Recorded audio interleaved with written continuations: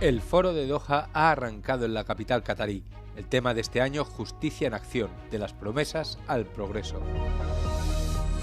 This year's Doha Forum kicked off with a clear message. Justice in action isn't just a theme, it's a challenge. And right from the opening ceremony, you could sense the urgency to turn big ideas into real-world results. One of the biggest issues on the table, the growing divide between the global north and south. The forum's executive director, Mubarak Ajlan Al-Kuwari, told Euronews that many of today's inequalities stem from systems built without everyone at the table. And leaders here say that has to change. And Microsoft founder and Gates Foundation chair, Bill Gates, added that despite the many challenges ahead, humans are natural problem solvers. We just need the right tools. This will be the generation that can solve childhood death. It can eradicate poverty, it can eradicate polio, and it can bring down over 95% diseases like malaria, HIV, and AIDS. We should not stop with the progress we've made. Together we can save the lives of millions of children and empower them to make great contributions. And over the next 2 days, we're expecting some major announcements, new partnerships, fresh funding, and long-term plans. And all with the same goal, moving past promises and putting justice into action. Adil Halim, Euronews, Doha. Yesterday, the Trump administration mentioned in their national security advisory, they mentioned Europe in decline, and they also vowed to cultivate resistance to Europe's current trajectory. What do you say to this?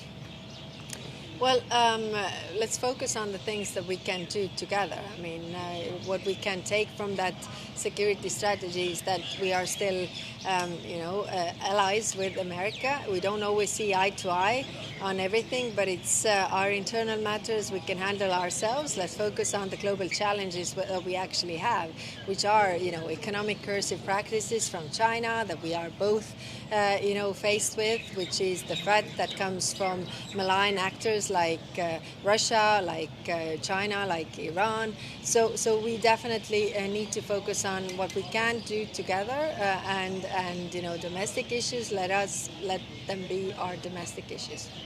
Did that come as a surprise, though, to hear that tone?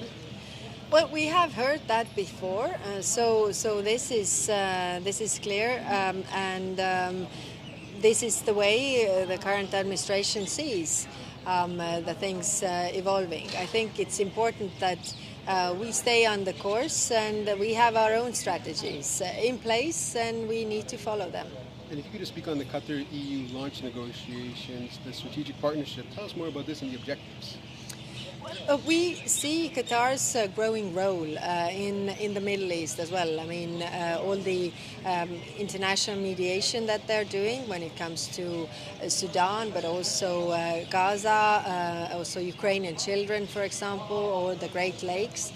So we see that we have a lot of things where we can work together. Of course, not only on peace and security matters, but also other matters like trade, economic relations, innovation, technology that we can build up. Just building on that last question, is that Qatar's also been involved in the hostage negotiations, hostage releases. How do you see the role with the EU playing out as well, continuing?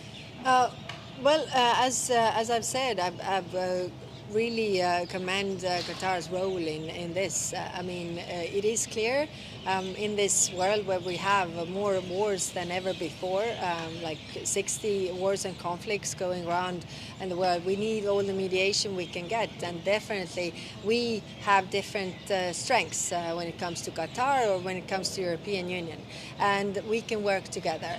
What we are good at is building the sustainable peace, because it's not only the peace treaty, but it's actually how to come so that it's also the whole of society approach, that actually the society owns this. We want to move from the atrocities that both committed to the place where this never happens again. So forgetting about the understanding of different past and focusing on a common future.